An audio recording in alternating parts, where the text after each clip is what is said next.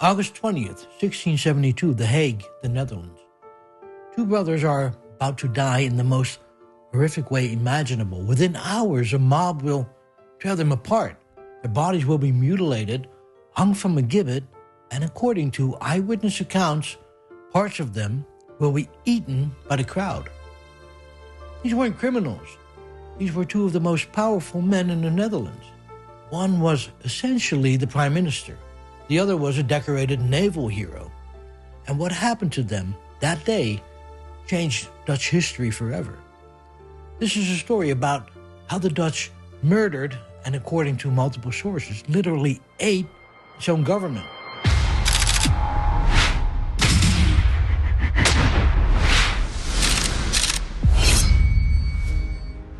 Let me introduce you to the De Witt brothers. Johan de Witt was a grand pensionary from Holland. Think of him as the prime minister during the Golden Age. For nearly 20 years, he'd guided the Dutch Republic through wars, economic challenges, and political intrigue. He was brilliant, calculated, and arguably the most powerful man in the country. His older brother, Cornelis, was a naval hero. He accompanied Admiral de Ruyter in famous raid on the Medway, one of the worst defeats England had suffered. The Dutch sailed right into English waters and captured the flagship. Together, these brothers represented the state's party. They believed in a decentralized republic government and keeping military power in check. There's another faction, the Orangists, who wanted the House of Orange to control the military and eventually rule the country. The candidate was young Willem III, the future king of England. He was 21 years old and hungry for power. The De Witts had spent decades blocking William's rise. They kept him from becoming the stadtholder, a position that his ancestors had held. To William and his supporters, the De Witt brothers were obstacles, and they needed to be removed. Then came 1672, what the Dutch call the rampjaar, the disaster year. French invaded from the south, England attacked by sea, and two German states invaded from the east. The Dutch Republic was being crushed from all sides. And when the people are scared, they look for someone to blame. But before we get to what happened that day, you need to understand the building where this story takes place. The Gevangenpoort. It's still there in The Hague, and you can visit it today. This building tells you everything about power and status in the Dutch Republic. When you enter, the first thing you notice is how low everything is. The ceilings press down on you, the doorways force you to duck. This is deliberate, psychological warfare before you even reach a cell. But not everyone had the same experience. The first floor houses surprisingly large rooms with actual windows. They have real light and space to move. This is the Ridderkamer, the Knight's Chamber. And this is where they held Cornelis de Witt. Look at this room. It's got a fireplace, high ceilings, and windows with a view. If you had money and status, you can even order wine and cook meals from the jailer. You can even bring your own manservant. Oh, for a price, though.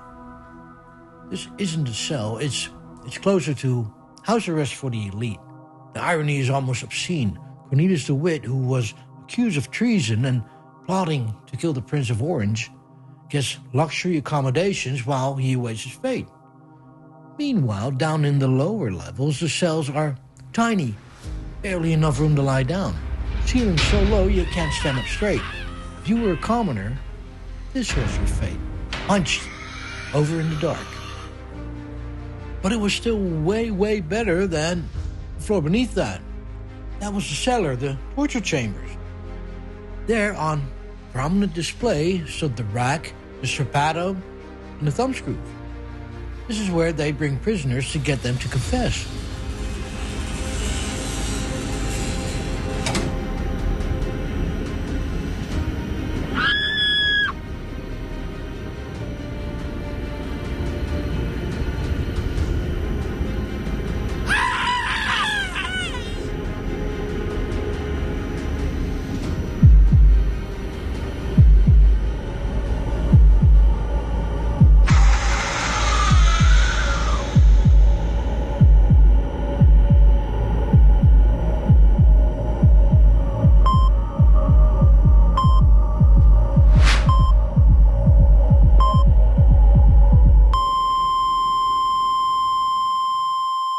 There's a small courtyard inside the prison. This was just a cramped space between stone walls. This wasn't for public spectacle. This was for private executions, when they wanted to keep things on the down low. But outside, in the square in front of the Gevangenpoort, that's where the real show happened. That's where they had the green. Het groene zootje, they called it. The public scaffold. They call it the green because of all the blood. The grass grew like crazy there, fed by what spilled on the ground over and over again. This was theater, entertainment. People would come from all over The Hague to watch someone die. Street vendors sold pamphlets. Families brought their children as a moral lesson. So here's what's insane about this building, though. It's a perfect mirror of Dutch society in 1672. If you're powerful and accused of treason, you get wine and a fireplace. If you're a nobody who stole an apple, you get darkness and pain. And on August 20th, when the mob came, none of it mattered anymore. On August 1672, Cornelis de Witt was arrested on charges of plotting to assassinate Willem III. The evidence was shaky at best, testimony from a barber under torture who later recanted. But it didn't matter, the Oranges wanted him out of the way, and fear made people believe anything. They brought Cornelis to the Gevangenpoort and put him on trial. But the Oranges wanted a confession, so they took him down to the torture chamber, strapped him to the rack. Now, if you don't know what the rack is, it's simple and brutal. They tie your wrists on one end, your ankles to the other, and then slowly they turn the wheel. Your joints separate, your shoulders dislocate, your spine stretches until the cartilages tear.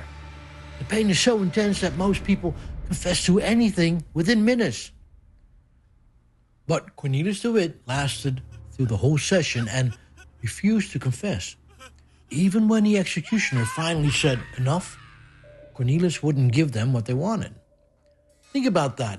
One of the most powerful men in the Netherlands, tortured on the rack, and still he wouldn't lie about his brother. On August 20th, Cornelis was officially found not guilty of the assassination plot. But instead of freedom, he was sentenced to exile and had his title stripped away. A humiliation, of course, but he escaped with his life. Or so he thought. That same day, Johan de Witt, who'd already resigned as Grand Pensionary under pressure, made a decision that would cost him everything. He went to the Gevangenpoort to help his brother prepare for exile. It was a trap, though. Word spread through The Hague that both the Witt brothers were together in the prison. Pamphlets had been circulating for weeks, blaming the brothers for the military disasters and calling them traitors, accusing them of selling out the Republic. The crowd began to gather outside the Gevangenpoort. First maybe 100 people, then more and more, until the entire square was filled. The prison guard was suspiciously small that day. Some say the Orangists made sure of that. By afternoon, the mob of thousands wanted blood. Around 2 p.m., the mob forced their way into the Gevangenpoort. Those narrow passages, those low doorways I told you about. The mob flooded through them. The guards barely resisted, overwhelmed or ordered to stand down. The brothers knew that this was coming. Johan reportedly remained calm, trying to reason with the crowd.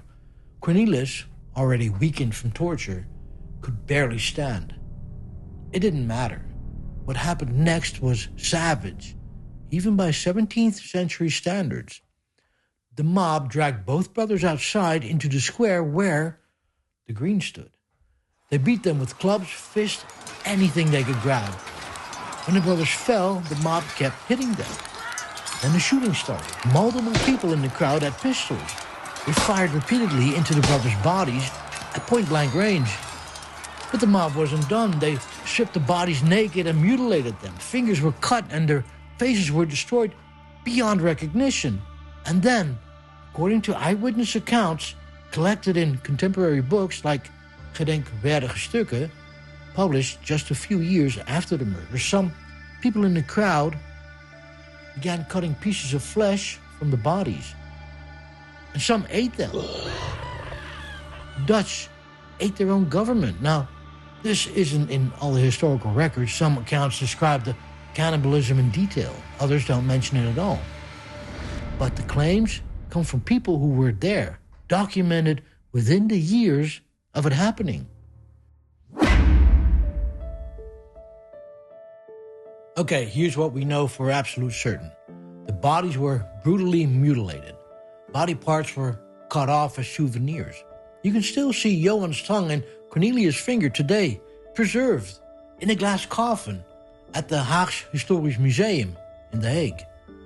This wasn't just mob rage. This was entertainment. This was content. People cut off fingers and toes and sold them as souvenirs.